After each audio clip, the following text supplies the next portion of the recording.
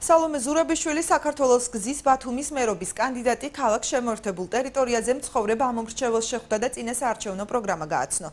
გოჩა გუგუნავა თulis რომ უბანი სპეციფიკურ მიდგომას საჭიროებს, რადგანაც ადგილობრივებს ამ დრომდე მიწის დაკანონების პრობლემა აქვთ. მისი მოგვარება კი ვერც ერთი მთავრობის პირობებში ვერ მოხერხდა.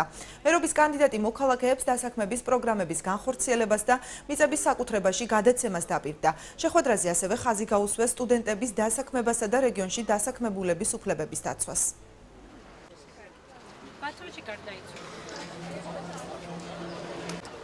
პირველ რიგში სტუდენტი ვარ და სტუდენტებთან დაკავშირებით დავსვი შეკითხვები, ასევე ხალხთან დაკავშირებით და წინა საარჩევნო დაპირებები, ანუ რას განხორციელებს ჩვენი ბათუმის მერი მისი მოსვლის შემთხვევაში. არაფერი არ გაკეთებულა, არც ინფრასტრუქტურა, არც სამუშაო ადგილები შექმნილა და არანაირი ყურადღება არ ექცევა ადამიანებს.